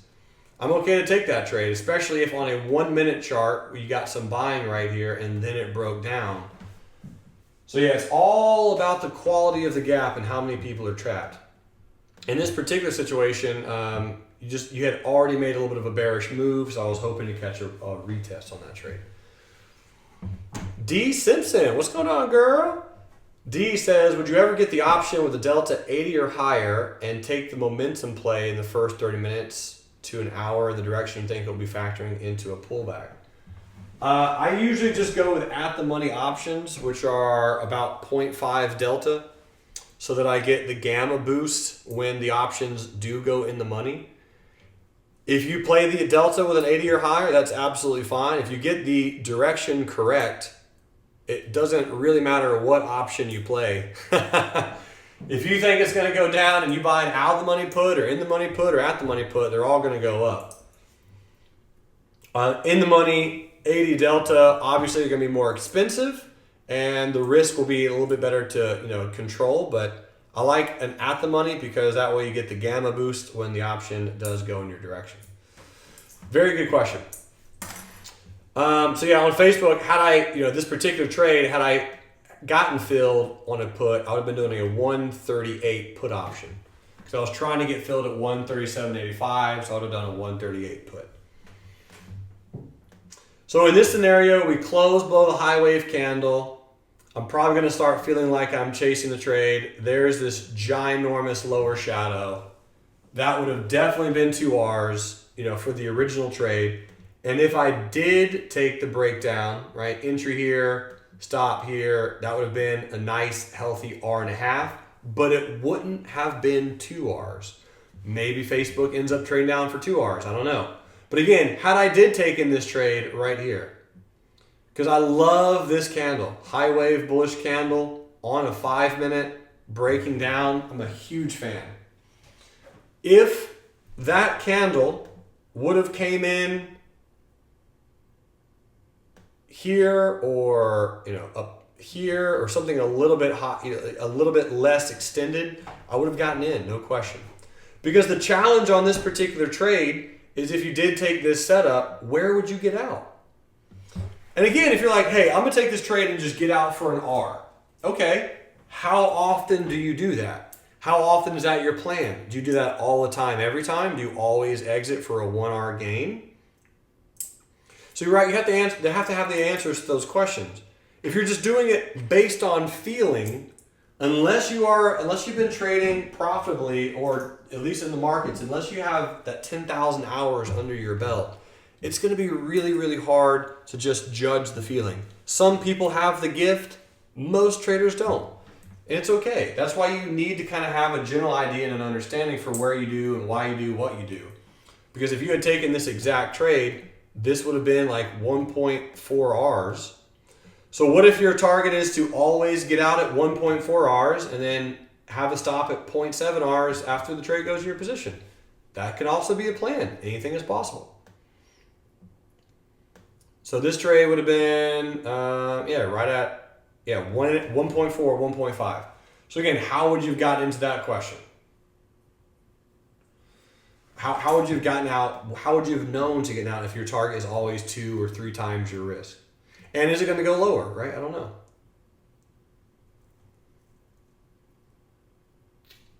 So let's go to the next question.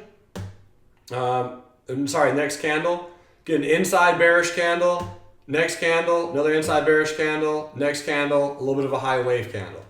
So a super, super small bullish candle has come in. It just barely made a new low, and you have beautiful lower low right here.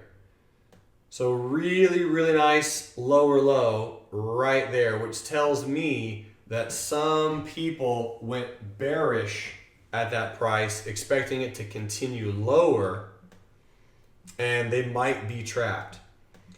So what probably is going to happen is if we take this particular trade, something like this, entry here, stop like this would be what's called a fade. I think I'm doing that wrong. Let me do the long position. So this would be what's called a fade. So if I take this in the opposite direction, right? So get in above the high of this candle with a stop below the low of this candle. I suddenly forgot how to do this. I don't know why. Long entry here. There we go, like that. So it's like we could do it this. We could play the bullish fade up if we think it's going to fade. We could do this, right? But what if it doesn't do that? What if it does this or does this? So we get to all kind of determine and figure out when do you play a fade? Do you ever play a fade? Is that something that you're going to do? Is it something that you don't want to do? I like the volume actually on this trade. And since we're back trading, it's going to cost us literally nothing to see, okay, let me take this trade and just see what would happen. Because I actually like it. It's a bearish retest. It's nice and extended. I really like the volume. And if it's going to pop, usually if I take fades, I'm pretty aggressive on my exit. So let's just see the next candle. Let's just see what would have happened. Look at that. We didn't get filled anyway. It continued going lower, which says that, yeah, again, we could have taken this bullish candle breakout right here. It absolutely could have occurred.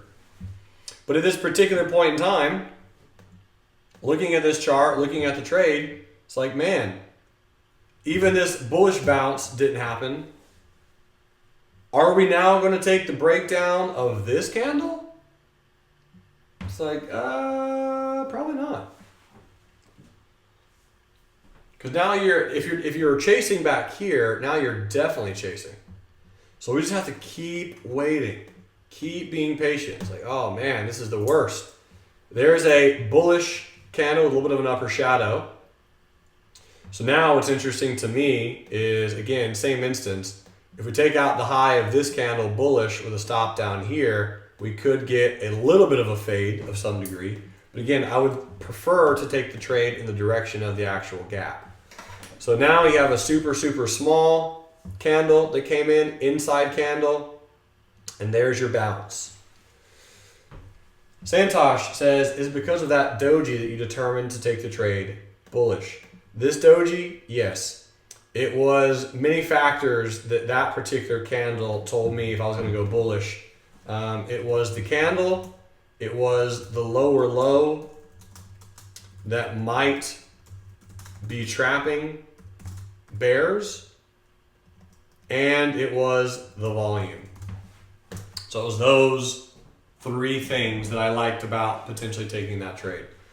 So since this is a retest gap, what I'm looking for is, again, a trade up and then some type of retest over. Santosh says, is that a pattern which you see mostly for a reveal during a volatile day? Absolutely. Yep. So here comes a bearish candle with a high, with a little bit of volume. Here comes another bullish candle. So again, if we did end up getting in bullish, we'd be in bullish. It'd be a very quick trade because, it's most likely a fade. Well, it's not most likely a fade. It is a fade. So now you have a high wave candle. So now what I'm trying to determine, if I'm ever looking at a retest, is what I try to figure out is which candle is the candle that provides the most bullish support and where am I getting in bearish? Do I get in bearish at just a predetermined level? Meaning, hey, if it trades up to here, no matter what the candle looks like, do I short? And if the answer is yes, you simply need to verify and determine, how do you determine that level? What is it based off of? Is it based off of a fib? Is it based off of a moving average? Is it based off of a support and resistance? Is it based off the VWAP? Is it based off of a previous support level? Why are you choosing that price? Because if you're choosing that price based off of a certain level, that's totally fine. But you need to make sure that you do that all the time, every time. Meaning, if the stock trades up to this particular price and you short, you do that on every trade. And your goal is you decipher how much of a pullback and how much of a move this is, how much of a move this is. You do a fib and you short it there all the time, every time, or none of the time. But it really does come down to having a predetermined goal for what it is that you do. For me personally, I like to look for trapped buyers as we trade up and starts to slowly roll over and break some candles. I like to look for that. So let's go look for the next candle. Still going bullish, right? So we're retesting. Next candle, a little bit of a bearish candle. Very small volume. Almost a tweezer top. 1 penny away from a tweezer top. So this piques my interest. Because congratulations, by the way, we did not get in bearish down here. That's beautiful. Now again, if we did take this candle by this candle, again, we could have hit 2 R's. I realize that. But we did not, so we gotta keep moving on. All right, next candle.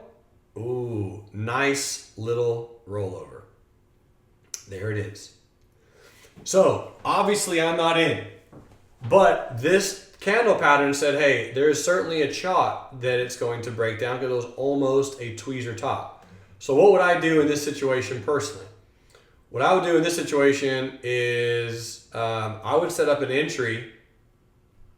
I could probably even get $1 on this. Something like this. So this is what I would do, and I'll explain why. So since it just broke down, what I would look for is to see if it will retest the low of this bullish candle right here. I want to see if it'll pull back and then break down. My stop, I put it at 135.33. I realized I could have put it right here at the blue line. The reason I put it a little bit above the blue line is because that will allow me to lose 0.7 R's on this trade if it does not work in my favor. So if the trade does something like this, and then something like this, and something like this, I can take the stop from red, move it down to blue, and lose my average 0.7. So usually when I'm setting a stop, I like to ask myself, where would this stop go of which I can lose less than 1 R? That's really kind of my goal and objective. All right, cool deal. So next candle, let's see if it retraces or not. Boom, filled. That candle pattern, that upper shadow, that one filled. Now, the low of these 2 candles is really interesting. The low of these 2 candles is the exact same, 134.47, 134.47, making that a tweezer bottom. So that's not really what I want to see if I'm trying to take a trade that's bearish. I don't want to see it immediately pause. So what I'm going to say is this candle needs to break down in the next 5 to 10 minutes. And if it can do that, I'll attempt to hold the trade longer. And if it doesn't, then I will look to lower my stop and hopefully get out for less than an R loss. But what's great is if you can recognize, oh yeah, that's a tweezer. I want that to break down within 5 to 10 minutes. Here goes the next candle. There's the breakdown. It did what I asked it to do. It broke down in that 5-minute window. Sherry says, why not simply exit? We could exit right here. It would be almost an R gain. We could. So I mean, it just broke down. We're up, again, almost an R in 5 minutes or 1%. So that's really good. What I would do in this particular situation is at this point, I would lower the stop and do this. Sherry says, no, I mean the candle before. So again, Sherry, that's a great question. The reason I did not exit on this particular candle is because if I had exited, I would not be in profitable right now. So just because you have one candle that says, hey, this trade might not work, I like to, I mean, just because you get one candle doesn't mean that it's just not going to work. If I would have exited just because it's a tweezer top, then I would not be making as much money as I'm now making on this particular trade. And as I just mentioned earlier, it's very, very rare for us to know when to exit perfectly early. Because just because a candle pattern comes in that says it might not work doesn't mean that it certainly won't. Try to get a little bit of room, a little bit of breathing room. So my goal on this trade is to, if I can, I would love to make 2 Rs. And I can do that before the low of the day. So 2 Rs on this trade would be right here, pretty much right back at that support. So there's my 2R target. That's kind of my goal. And I will do my absolute best to hold for that trade if Facebook takes out the low of this candle and takes out the low of this candle in the next 30 minutes. Why those 2 candles? Because in my opinion, those are the 2 most bullish candles on the chart. So here's my stop. So I'm gonna make that my old stop, and I'm gonna come down here and I'm gonna put my stop up here. Okay.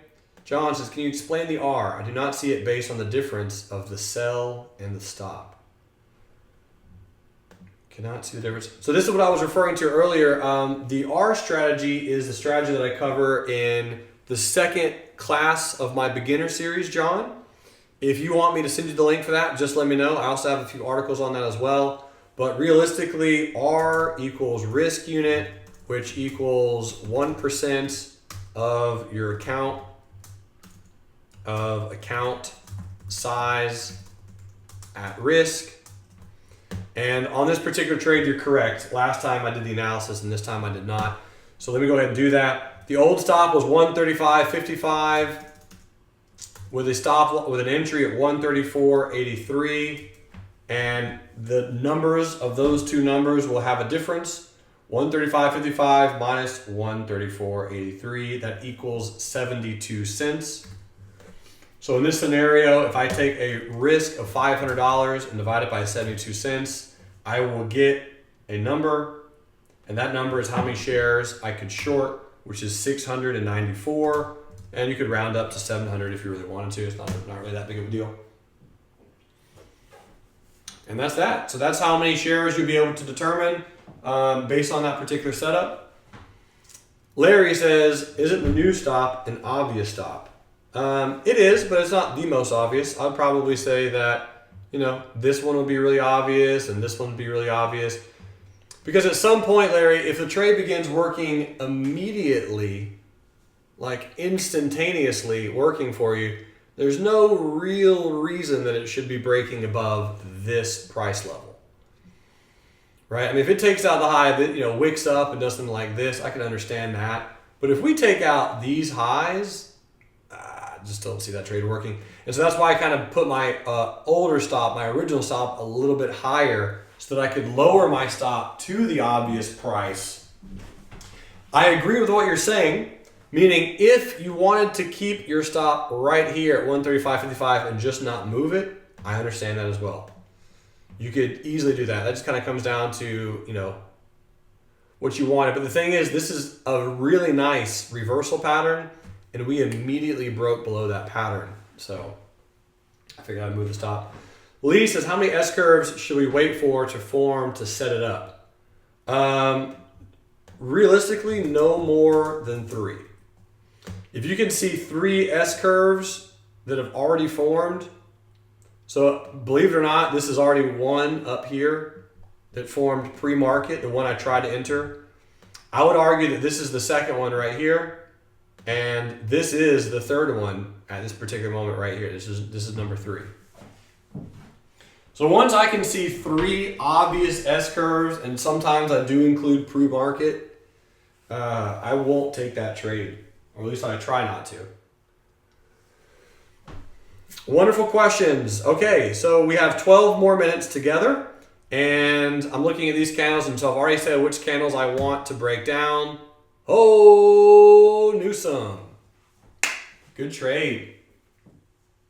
Now, what's actually interesting is the low of this candle is 133.53, and my target was 133.53.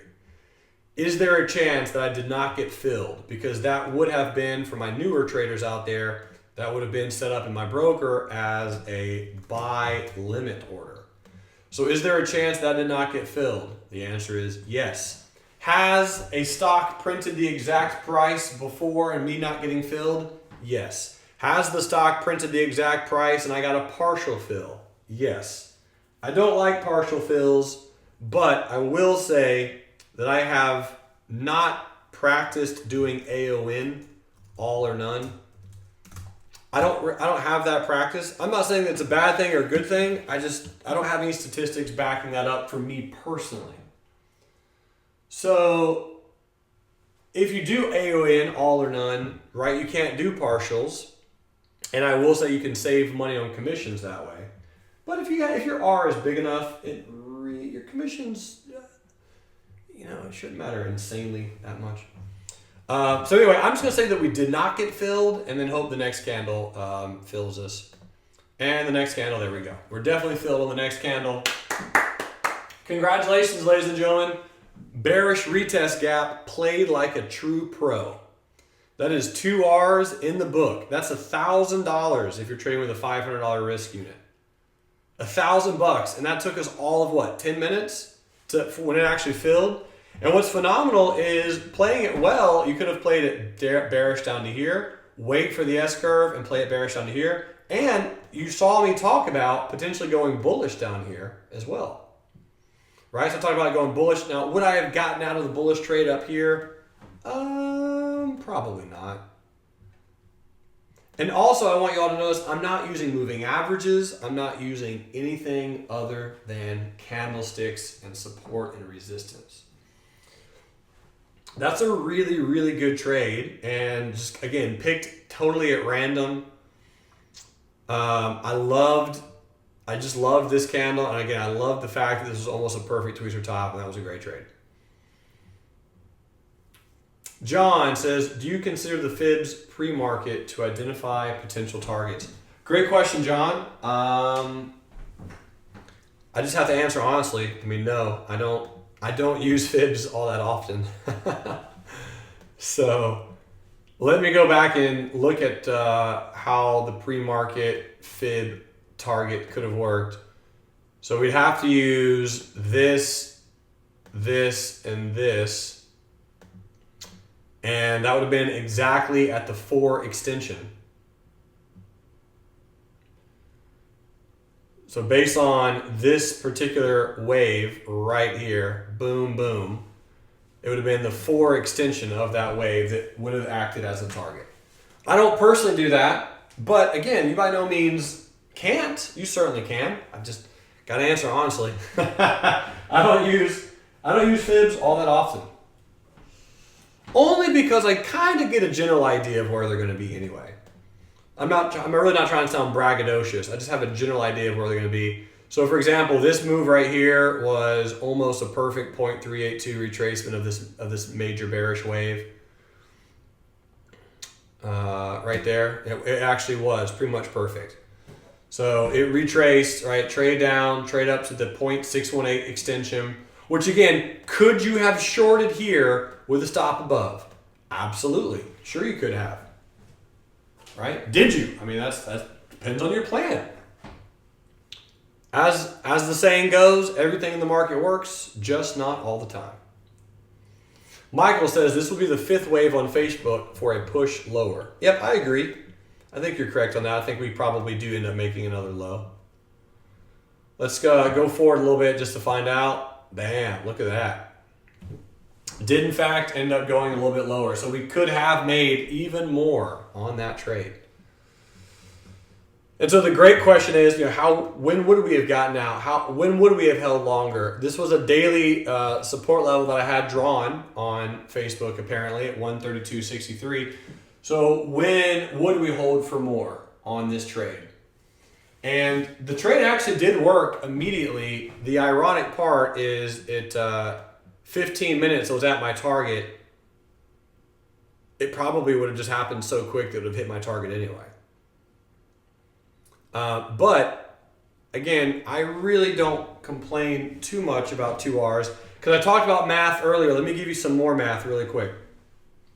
So I'll talk about a 40 trades in a month, and 40 day trades in 1 month. Let's say, for example, I did 22 losers with 0.7 Rs. I did 18 winners with 1.4 Rs, and I had two 2R winners. So let's just say that was kind of like the math, like again, on average. So 22 losers times 0.7 is 15.4 Rs lost. And then that's 42, you're right, sorry. Let me make this 16. My bad. I'm gonna make that 16 winners. So if you have 16 winners times 1.4 Rs, again, on average, that is 22.4 Rs gained. And then if you have two 2R winners, just two, right? 2 times 2 equals 4. So your math above means that you're going to end up making about 7 Rs. And then two 2R trades gives you 4 Rs. That means that you're going to be making over half of your entire monthly gains off of just 2 trades. Showing you the power of those setups. So for me, if I have a good 2R trade and everything works and I just want to exit those 2 Rs and I hit those 2 Rs, wonderful. Every now and then you can stretch it out for a little bit more. How would I have stretched this trade out more is if this candle didn't have such a nice lower shadow, I probably would have done a little bit more. And maybe if this candle wasn't so big, you know, if it was a smaller candle and traded sideways for a little bit longer, and I was like, man, this looks like a really good resting pattern, and if it breaks down, it could continue. This thing just really fell out of bed, so I probably would have had my 2R target set up, and it just would have, you know, clicked within 15 minutes, and that would have been that. I have 3 more minutes. Any questions before I go? And while we're here, I will unapologetically say, if you liked what we were doing today, I do have 7 hours of me doing this recorded and ready to go as a back trading marathon. I donate all proceeds to charity. I will put that in the chat pane. If you want me to back trade with you for 7 hours straight, for anyone crazy enough to do that, you're welcome to go check out the back trading marathon on reallifetrading.com. You'll have access to those videos forever. And again, that is in on the website. John says, what are your thoughts on tomorrow? Thoughts on tomorrow. Let's go. Let's see, 2 minutes left. Let's go check it out. That was a great trade on Facebook, by the way. All right, I'll go look at the SPY and then the E-minis and just see what's up. Sharon says, great information, Jeremy. Thank you, Miss Baldwin. Appreciate it, girl. So it looks like SPY is up a little. Let me go look at the E-minis. So the E-minis, here is the daily. And so this was the move on the 5th. So this is the 6th. So it looks like we're down on the E-minis. So most likely, here's the 15-minute chart. We're probably, we just immediately sank when we opened at 1700. So my thoughts are we're going to gap down in a gnarly way tomorrow. So here is if I go back over here to the SPY really quick, we most likely, with the E-minis gapping down, if I come back over to the daily chart, we're going to be gapping down pretty well. And this was my notes from Tuesday. Looking for a fade on Thursday morning if we gap down. So I think we're going to gap down. Most likely at open tomorrow, we'll probably flush lower for a bit. And then I'll be looking for a dip buying opportunity intraday, especially if we're down really far and just because there's a bunch of bears already hopping onto the party. So if we're down tomorrow morning, which I do expect and did expect, again, I literally wrote this down Tuesday afternoon for all those in the swing trading rooms at Real Life Trading. We'll probably fill this gap, throw in some lower shadows, and get a little bit of a bounce. My girl D says, thanks, Jeremy, for your time. You rock. Thank you, Miss Simpson. I appreciate it. Daniel says, thanks for tonight's webinar. I really enjoyed it. Looking forward to being invited to join in future opportunities. Yes, sir. Appreciate you all being here. Folks, thanks for tuning in. It is absolutely incredible. I appreciate it tremendously. Thank you, thank you. David says, thank you for this dialogue. Hey, man, my honor. Kathy says, you were awesome, and I appreciate your time. Thanks, Kathy. I hope you all had really fun doing this, and let's go enrich lives together. Thank you, my friends, from around the world. You are incredible, and until next time, love life, and trade it. Bye.